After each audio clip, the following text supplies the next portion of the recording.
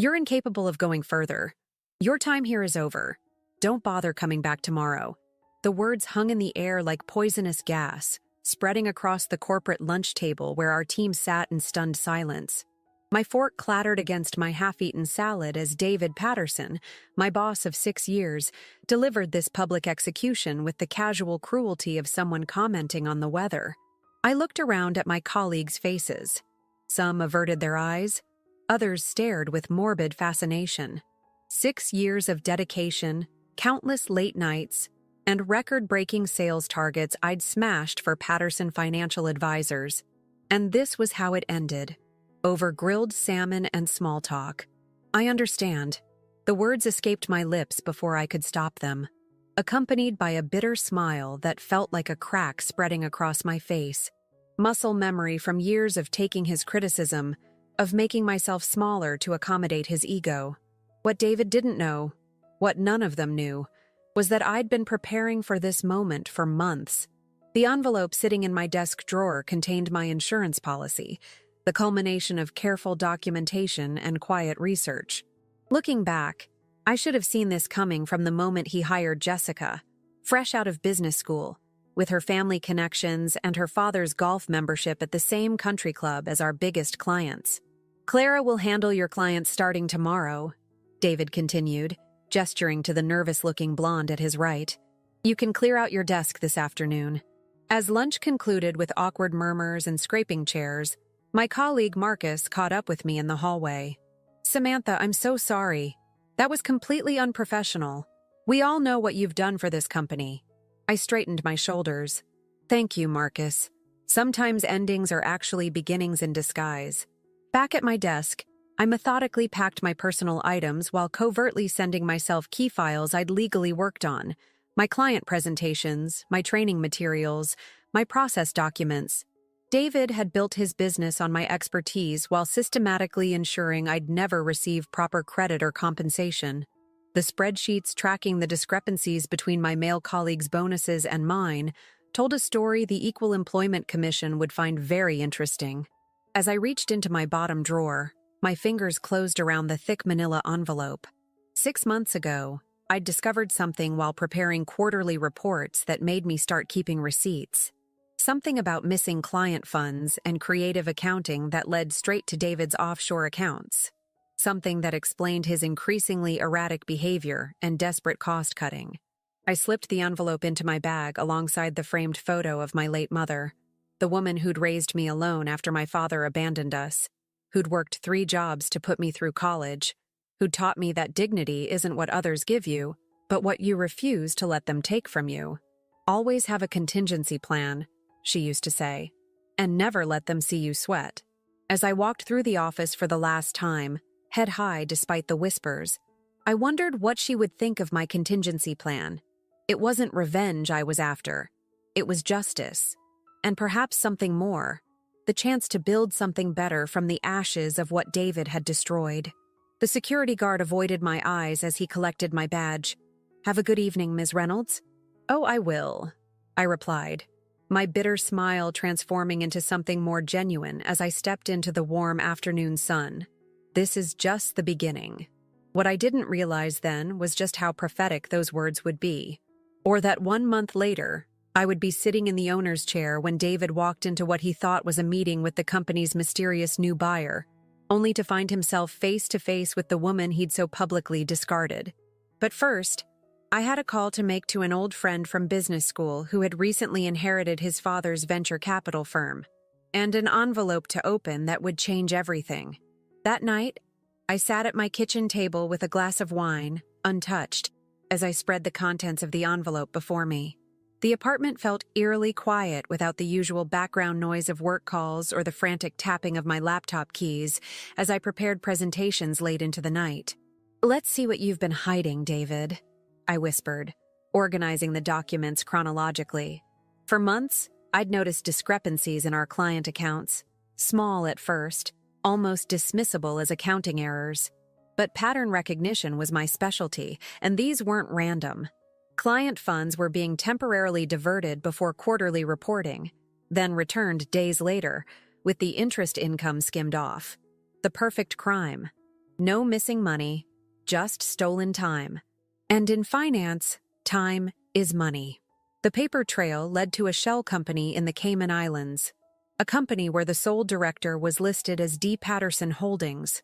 David wasn't just stealing from clients, he was gambling with their retirement funds to cover his own investment losses. One document showed a transfer of over $2 million to cover a capital call on a failed real estate venture. My hands trembled as I reached for my phone. This wasn't just grounds for termination, this was criminal. But who would believe me? I was the disgruntled ex-employee. He was the charismatic financial advisor with political connections and a charity foundation that made the local news every Christmas. The call connected on the third ring. Michael Harrington. Mike, it's Sam Reynolds. A pause. Then warmth flooded his voice. Sam? It's been, 2 years since the alumni dinner? How are you? I took a deep breath. I've been better.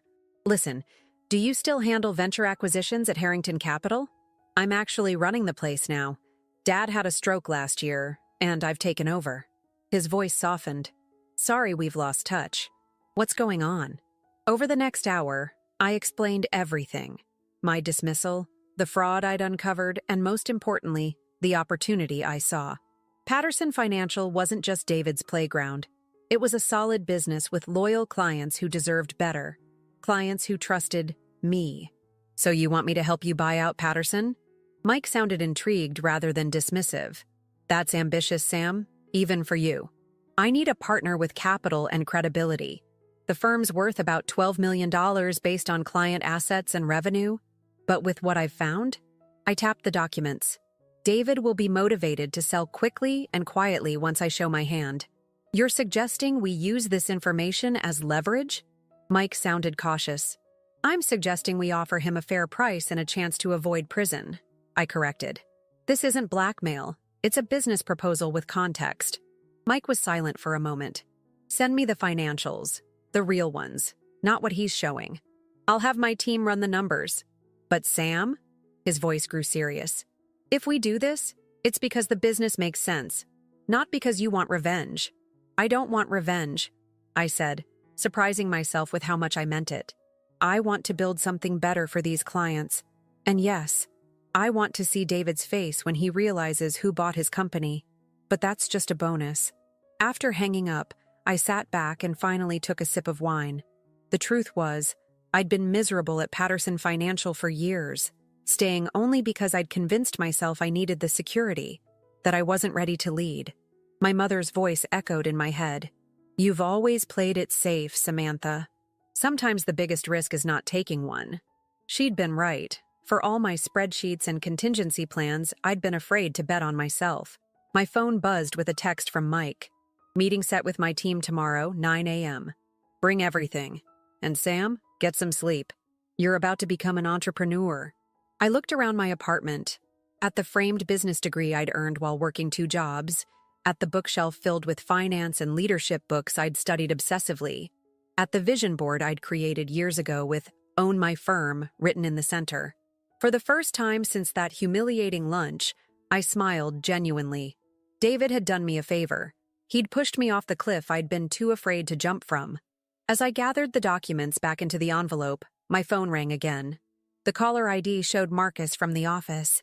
I hesitated before answering. Sam, it's me. There's something you need to know. The clients are asking for you, and David's telling them you quit to move across the country. But that's not all. His voice dropped to a whisper. He's trying to access your client files and contacts. And I overheard him telling Clara to massage some of the quarterly reports before they go out next week. My heart raced. Marcus, you need to be careful. I'm already out, he cut me off. I gave my notice today after what he did to you. But there's more. Jessica isn't just his new favorite. I think they're involved. And I think she knows about whatever he's hiding. I closed my eyes, pieces falling into place. Thank you for telling me. What are you going to do? He asked. I thought of the meeting tomorrow, of the documents spread before me, of David's smug face as he'd dismissed me. I'm going to take care of our clients, I said simply. And if you're interested in a new opportunity soon, keep your phone on. After we hung up, I added Marcus's information to my notes. Another ally. Another piece of the puzzle. The next morning, as I dressed for my meeting with Mike and his team, I chose my power suit. The one David had once told me was too ambitious-looking for client meetings. I styled my hair loose instead of in the severe bun I'd adopted to be taken seriously in the boys' club atmosphere. Today, I wasn't dressing for anyone's approval but my own. Today was the first day of my new life. And in exactly 4 weeks, if everything went according to plan, David Patterson would walk into the owner's office expecting to meet an anonymous investor and find me instead. What I didn't realize was that Jessica had been watching me more closely than I thought during those final days at the office, or that David's financial deceptions went far deeper than even my careful documentation had uncovered. The battle ahead would test not just my business acumen, but my integrity and resolve in ways I couldn't yet imagine.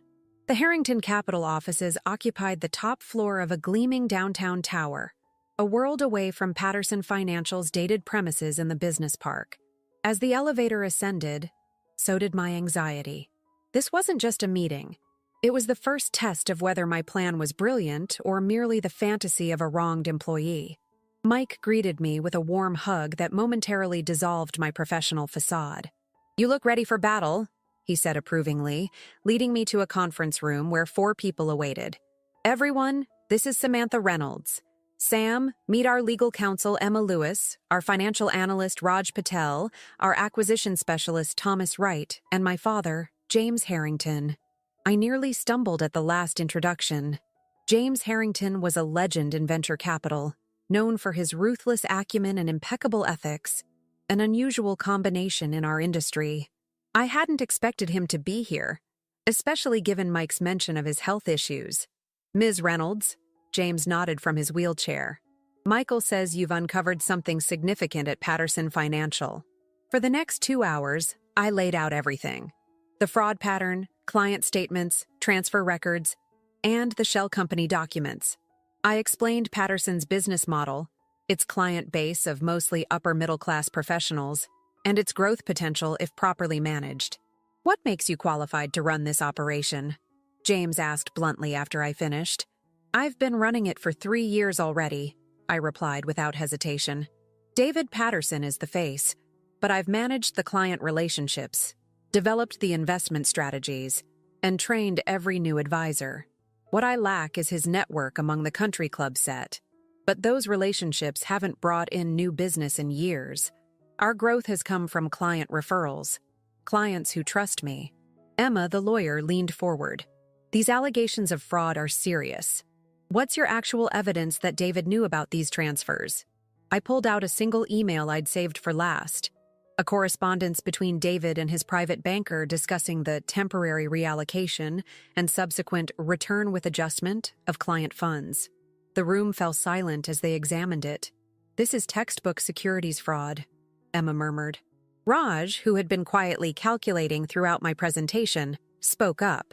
"Based on legitimate assets under management and current revenue, Patterson Financial is worth approximately $10.2 million, not the $12 million you estimated."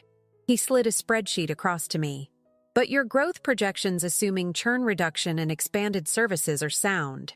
If you can retain 85% of the clients, this could be a very profitable acquisition." Mike exchanged a look with his father, who gave an almost imperceptible nod. "Here's what we propose," Mike said. "Harrington Capital will form an acquisition vehicle to purchase Patterson Financial. We'll offer $7.5 million contingent on due diligence confirming your findings. You'll become majority owner and CEO with 51% equity. We'll take 49% and provide ongoing capital support for growth initiatives." I blinked, trying to process what I was hearing. "That's extremely generous." James Harrington made a dismissive gesture. "It's not generosity, it's business. You've identified an undervalued asset with growth potential. We're simply investing in that opportunity, and in you. There's one condition," Mike added. "We handle the negotiation with Patterson. No direct contact from you until after the deal closes." My first instinct was to protest. This was my plan, my vindication. But I recognized the wisdom in their approach. My involvement would only complicate things and potentially spook David.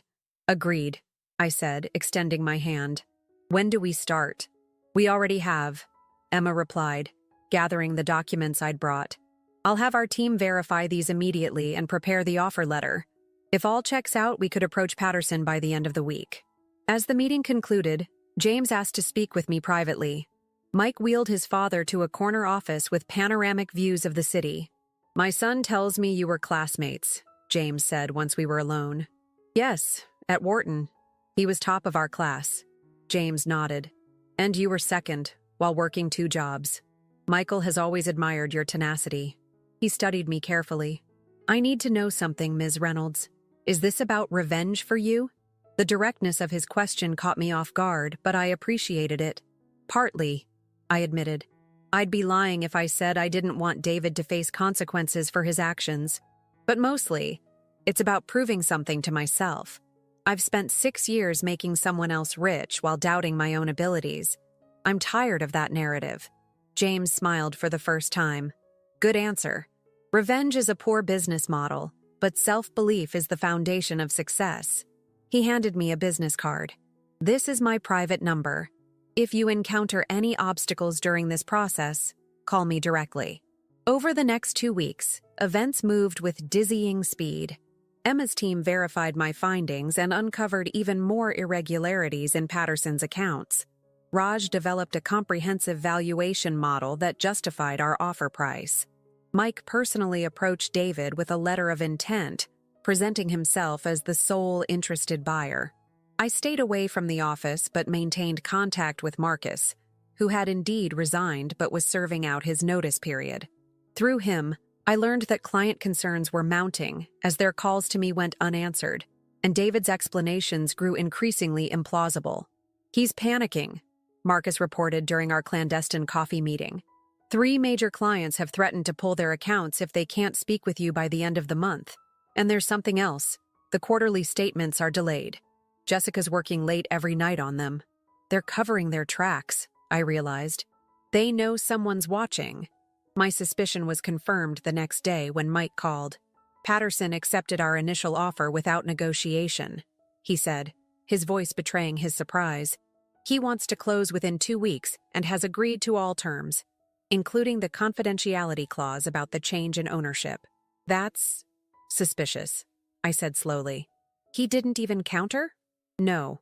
Emma thinks he's desperate to unload the business before the fraud is discovered. The quarterly statements to clients are already 3 weeks late. A knot formed in my stomach. Mike, we need to move faster. I think he's planning to empty the accounts before the sale closes. There was a pause.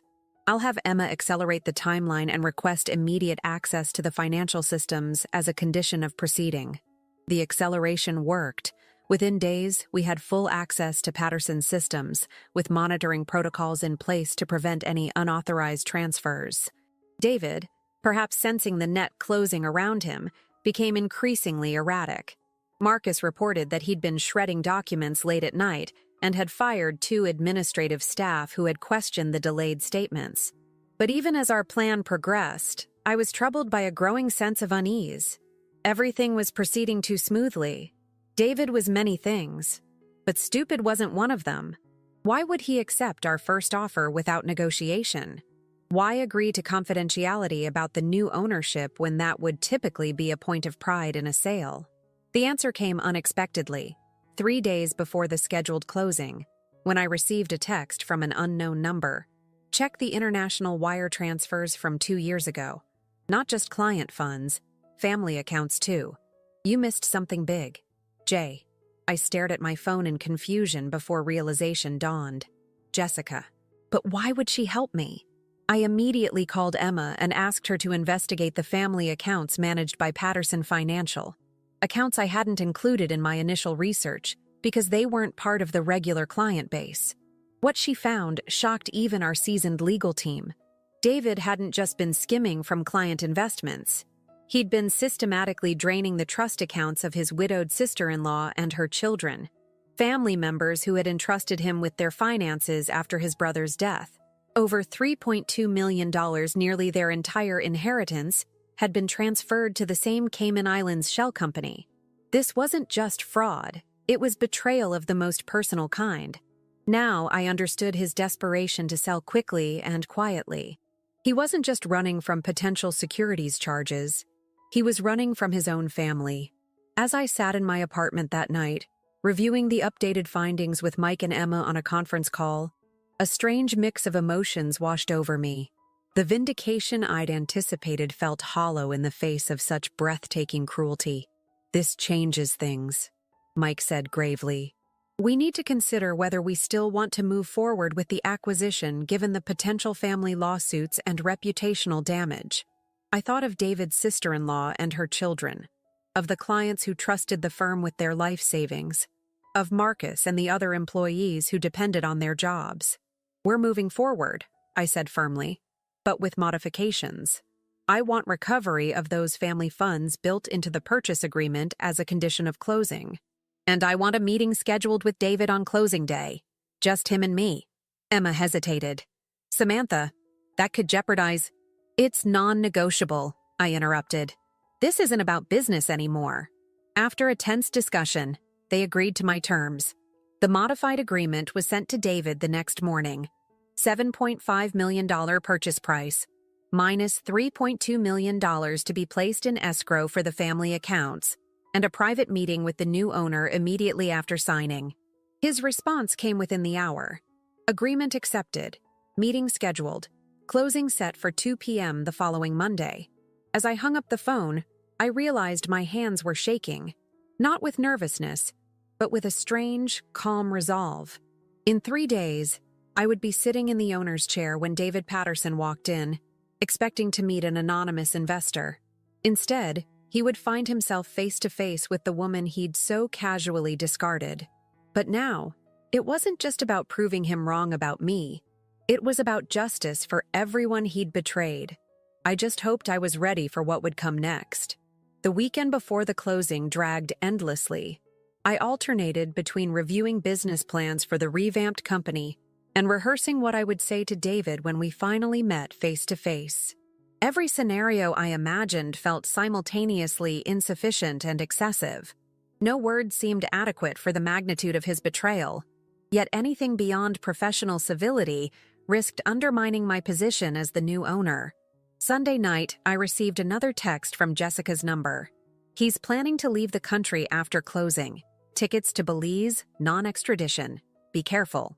I forwarded the message to Emma, who responded immediately. "Already on it. Judge signed off on a travel restriction pending investigation of the family accounts. Border Patrol has been notified." The pieces were falling into place, but something still bothered me about Jessica's involvement. Why turn against David now? What was her angle? Monday morning dawned bright and clear, the kind of perfect autumn day that seemed too cheerful for the confrontation ahead. I dressed with deliberate care, a tailored navy suit that projected authority without flashiness, my mother's simple pearl earrings, and the watch my first client had given me when I helped secure her retirement after her husband's unexpected death. "For the woman who gave me back time," the inscription read, a reminder of why I'd entered this profession in the first place. Mike picked me up at 11 a.m., looking every inch the successful venture capitalist in his bespoke suit. "Nervous?" he asked as we pulled away from my apartment building. "Strangely, no," I replied. "I've played this moment over in my head so many times that it feels like I'm just following a script now." He glanced at me skeptically. "Just remember, this is a business transaction first and foremost. Whatever personal satisfaction you get from seeing his face is secondary." "I know." I smoothed my skirt. But I'd be lying if I said I wasn't looking forward to it. We arrived at Harrington Capital for final preparations. Emma walked us through the closing documents one last time, emphasizing the provisions for the recovery of the misappropriated family funds and the constraints on David's future activities in the financial industry. "Once he signs these, he's effectively admitting to the mishandling of funds," she explained. "Not an outright confession, but enough to support civil recovery efforts." At 1:30 p.m., we departed for Patterson Financial. The plan was simple. Mike and the legal team would handle the document signing in the conference room. Meanwhile, I would wait in what would soon be my office, David's current sanctuary, for our scheduled meeting. Walking into Patterson Financial felt surreal after nearly a month's absence. The receptionist, Diane, did a double take when she saw me, but was quickly distracted by the arrival of the Harrington legal team. I slipped past while Emma engaged her, making my way down the familiar hallway toward David's office. Outside his door, I paused. Through the frosted glass, I could see him moving around, probably removing personal items in preparation for the handover. Taking a deep breath, I straightened my shoulders and visualized my mother's encouraging smile.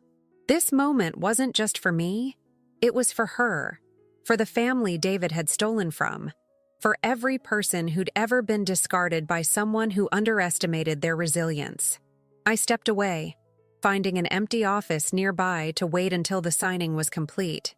Through the thin walls, I could hear the murmur of voices from the conference room as the process began. 20 minutes later, my phone buzzed with a text from Mike. Doc signed. He's been told the new owner wants to meet him in his office in 10 minutes. You're up. This was it. I made my way to what was now officially my office and settled into the executive chair behind the imposing mahogany desk. I took a moment to absorb the view, the same view David had enjoyed while building his fraudulent empire. Soon, it would frame my vision for a very different kind of company. At exactly 2:45 p.m., there was a knock on the door. "Come in," I called, swiveling to face the entrance. The door opened and David Patterson entered, his expression politely expectant. He was wearing his client meeting smile, the practiced blend of confidence and deference he reserved for wealthy prospects. It froze on his face the instant he registered who was sitting behind his former desk. "Hello, David," I said calmly, though my heart was racing. "Please, take a seat." The blood drained from his face as he stood rooted to the spot. "Sam? What is this? What are you doing here?" "I believe you were told the new owner wanted to meet with you," I replied. "I'm the new owner. Please sit down. We have matters to discuss." His shock transformed rapidly into disbelief, then anger. "This is some kind of joke. Where's Harrington?" "Mr. Harrington is my business partner and investor. We've formed a new company that has just purchased Patterson Financial, or rather, what's left of it after you hollowed it out." I gestured again to the chair opposite me.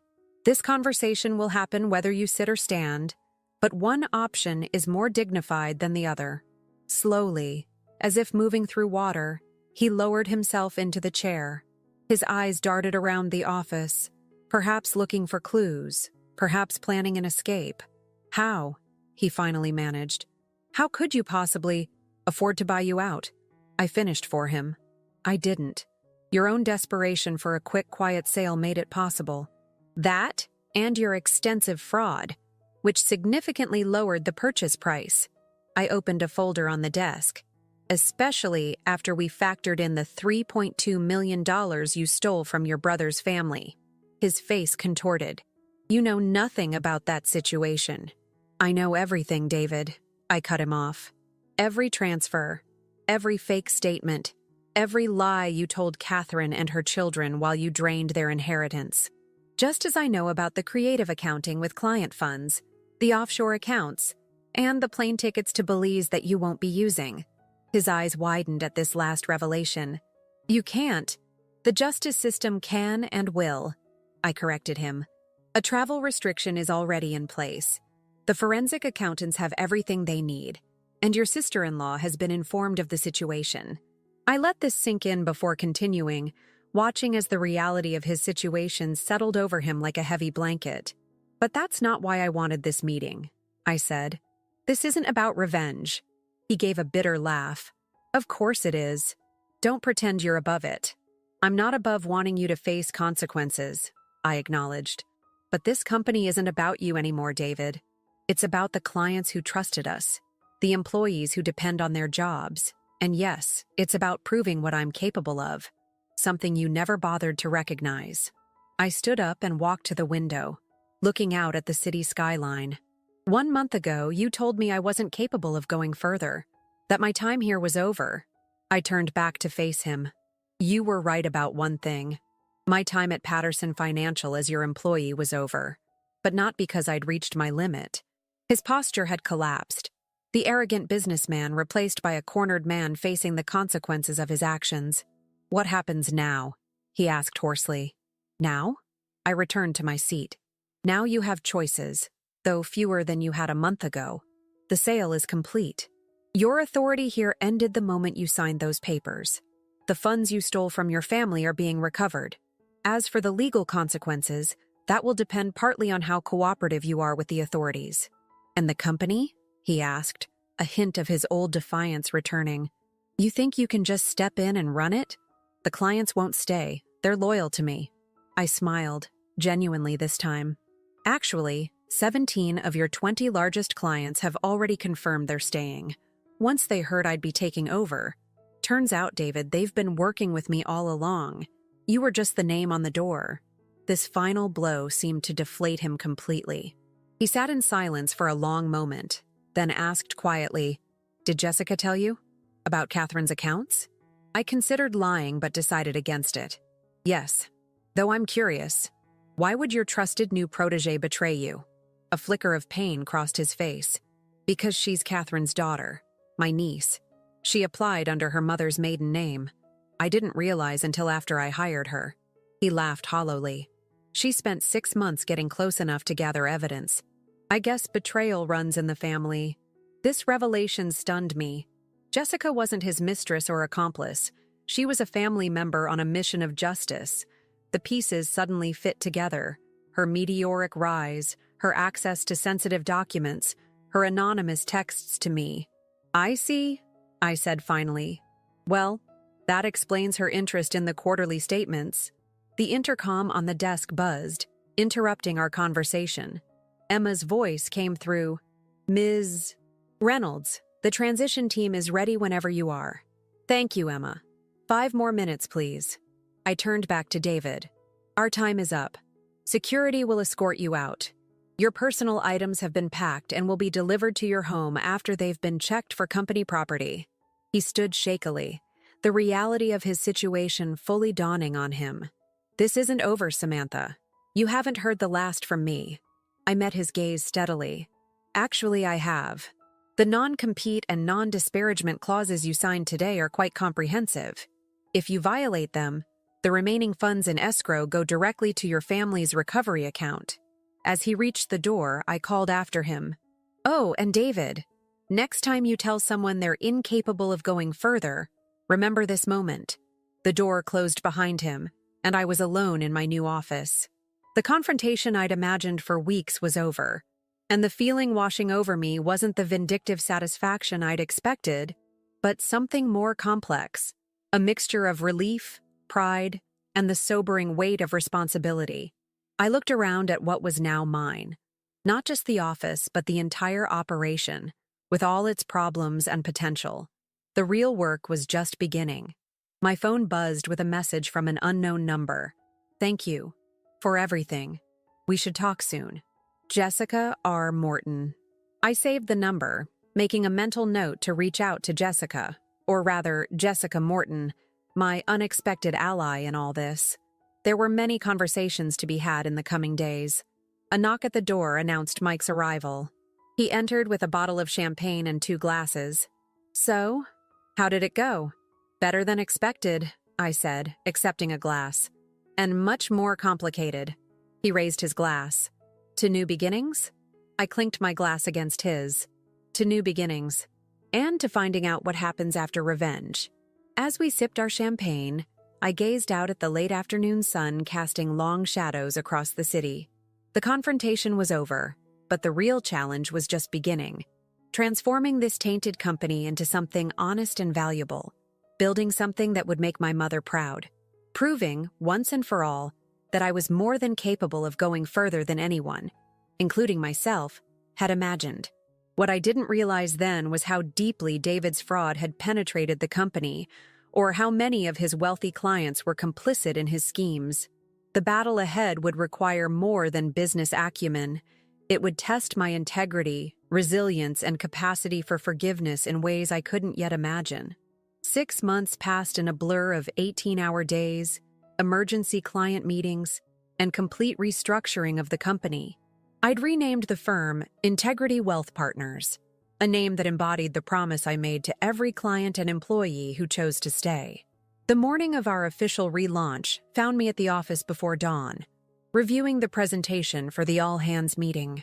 The familiar weight of responsibility had become comfortable, like a well-worn jacket that once seemed too large but now fit perfectly. A knock on my open door pulled me from my thoughts.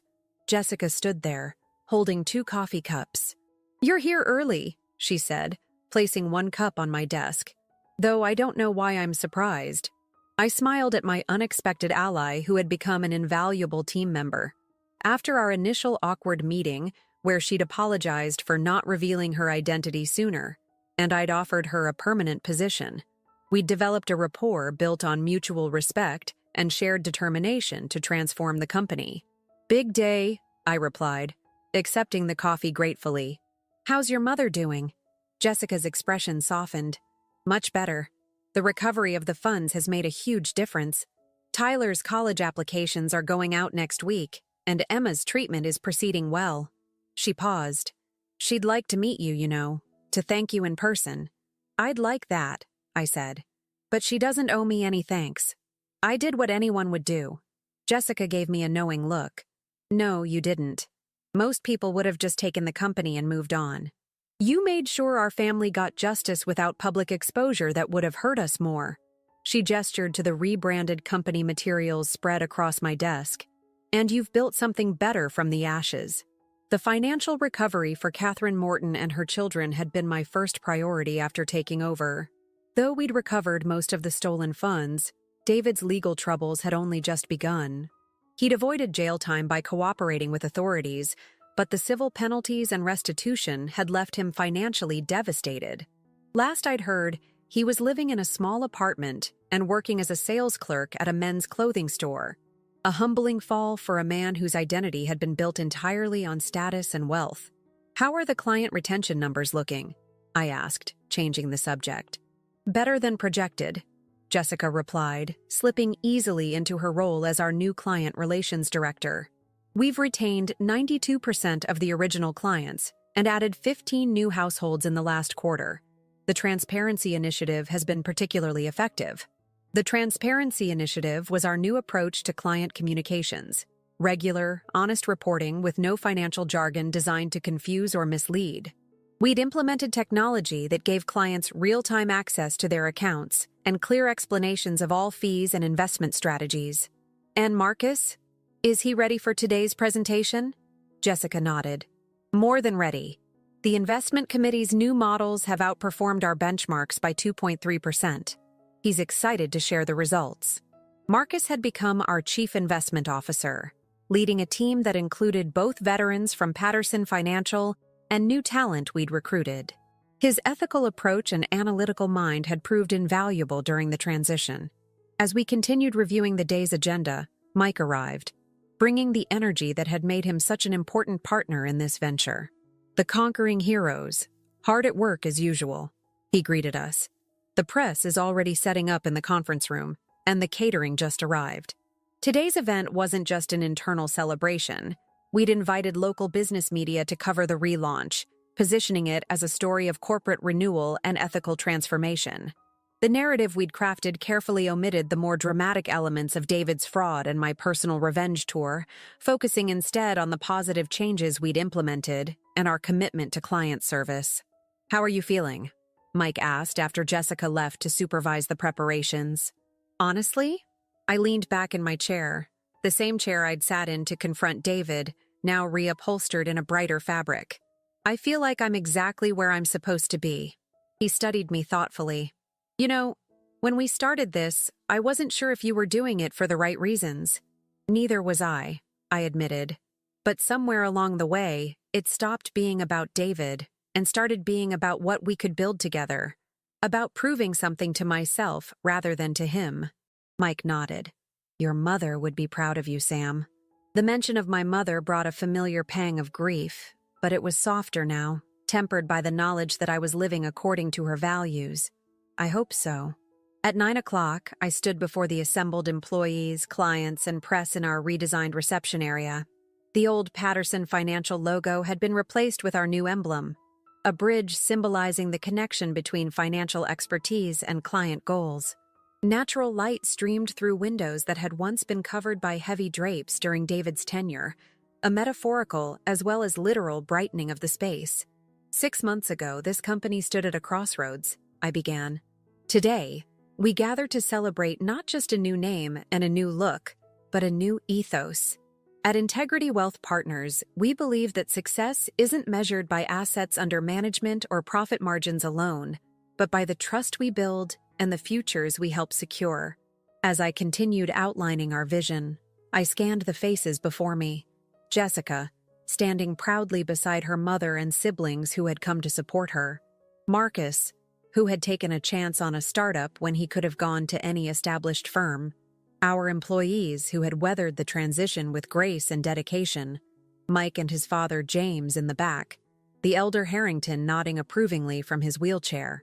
Financial management isn't just about numbers, I concluded. It's about people, about understanding their hopes, fears, and dreams, about earning the right to help them navigate life's most important decisions. That's the company we're building together. One relationship, one honest conversation at a time. The applause that followed was warm and genuine. As I stepped away from the podium to mingle with our guests, a familiar face caught my eye near the entrance. Clara, David's once nervous replacement for me, hovered uncertainly by the door. I made my way over to her. Clara, I'm glad you could make it. She twisted her hands nervously. I wasn't sure if I'd be welcome after everything. Of course you are, I assured her. You were as much a victim of David's manipulation as anyone. Have you found a new position? That's why I'm here, actually, she admitted. I saw your posting for a junior advisor. I've learned a lot in the past few months, mostly what not to do.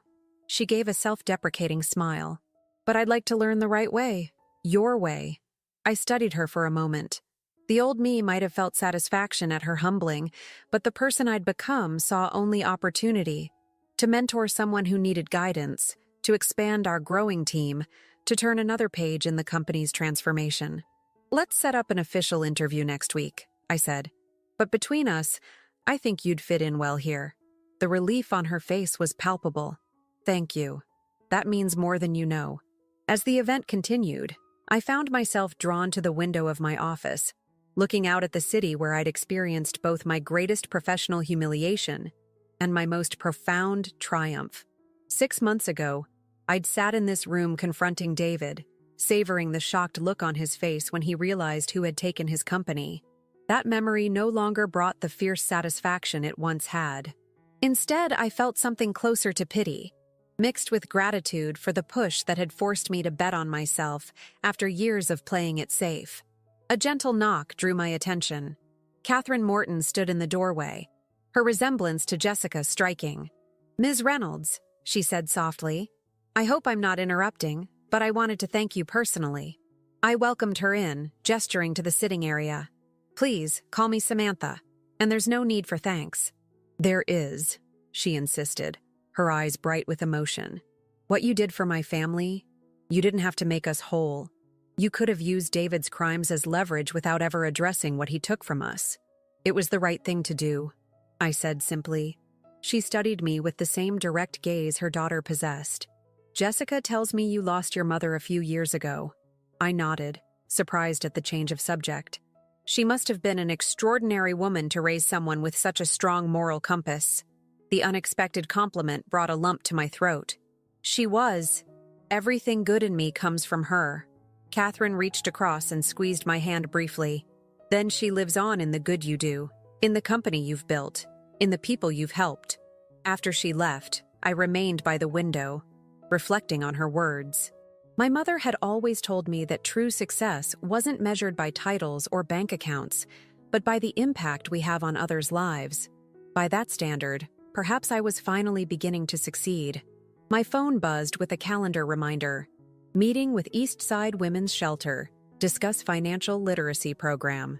Another initiative we'd launched, providing pro bono financial education to women in transitional housing, many of them escaping abusive relationships.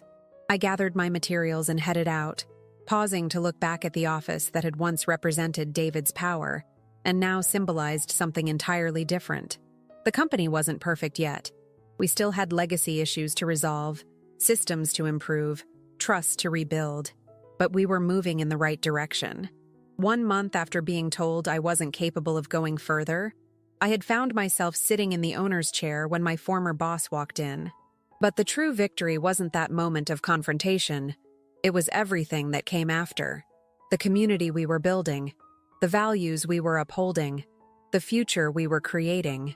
As I closed the door behind me, I smiled at the engraved quote I'd had installed on the wall opposite my desk, words my mother had often repeated during difficult times.